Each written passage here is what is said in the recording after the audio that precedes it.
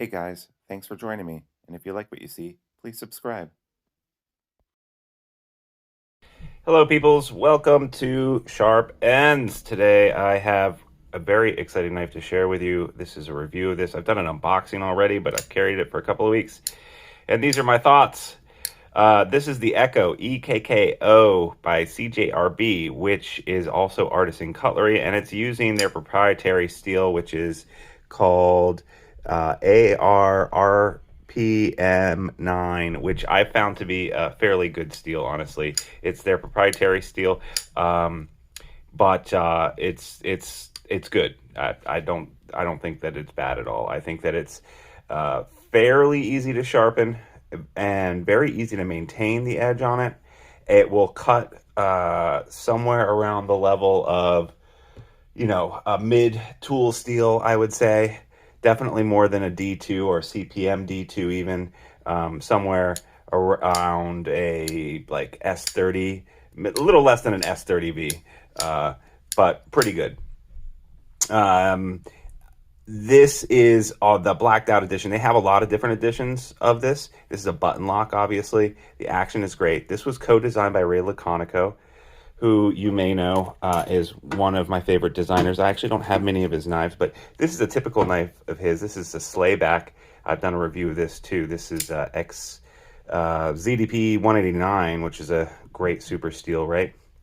But a lot of his knives have this very classic Ray Laconico designed thing here, which is this dimple here on the show scale side. A lot of them are liner locks too. But there's other things. But his most famous knife, like the Sea Otter, Slayback, things like that, usually have this dimple on here. And then he's usually branded. His name is usually on the spine of the blade right there.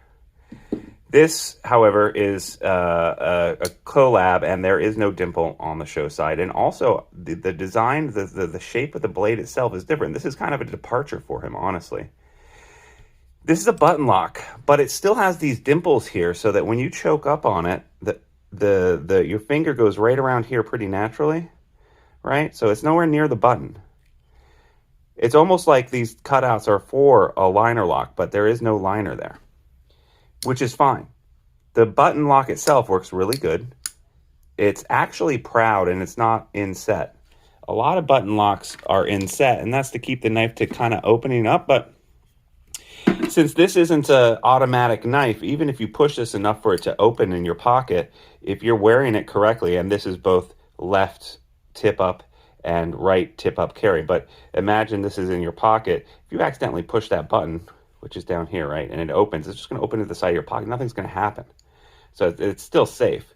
And also, it takes a little bit of pressure to put it on it. The spring in here is strong enough that it's not going to accidentally open just because it gets pressed a little bit against your leg. This needs to be pressed down with a finger.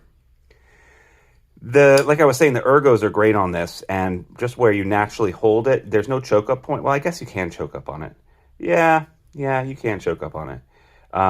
But either way, when you choke up on it, your hand is nowhere near the finger, the button.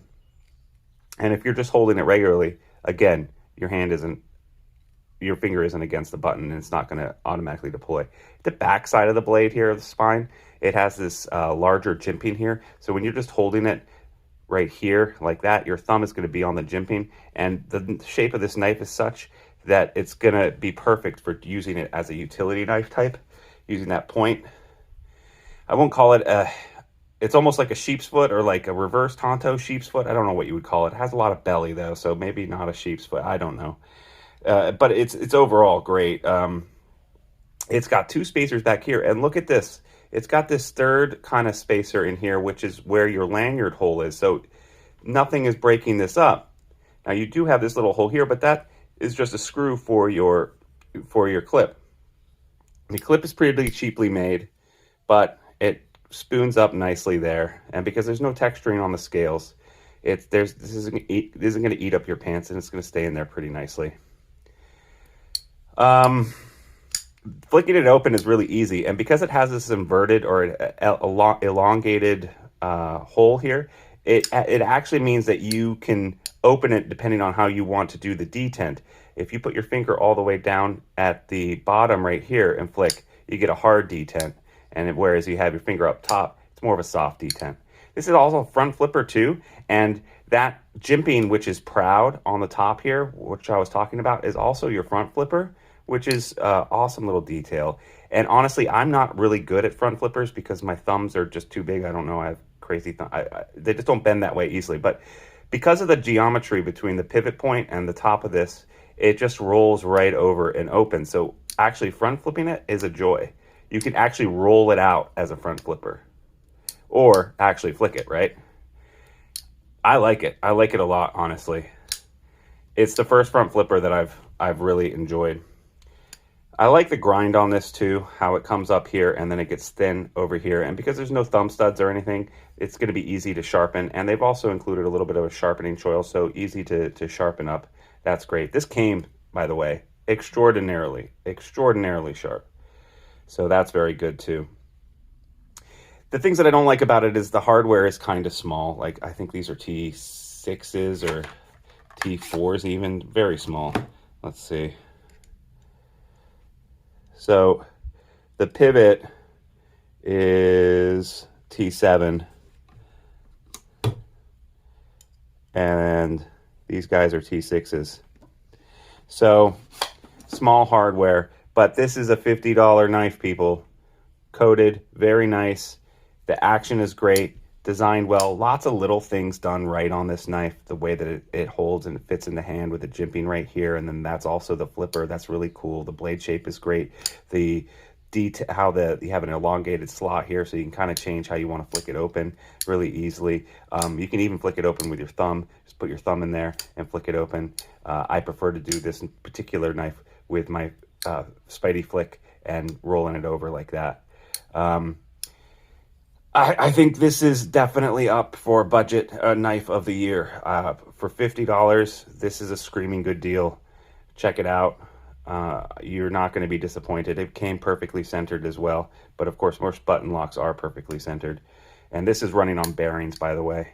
I did put just a little bit of oil in it, and I adjusted the pivot screws to get it to the right detent, but it was maybe a little over tight. I don't know. I just loosened it up just a fraction and added a little bit of oil when I first got it, but not too big of a deal. It would have been fine if I had just left it being worn in too. I think you should check it out if you're interested in a nice budget knife, or you want to give a nice button lock type knife to someone. This is a good entry level knife for a friend that might enjoy something like this. And because it's DLC, it's going to be pretty rust proof as well. Definitely worth checking out. And we'll see at the end of the year when I do a review of the gear of the year. I think that this will definitely be on the list somewhere. All right, guys, have a good one. Thanks so much for joining me. I really appreciate your support. And if you liked, please like and subscribe. And go do me a favor, check me out on Instagram as well at Sharpen. And I will see you guys next time. Bye-bye.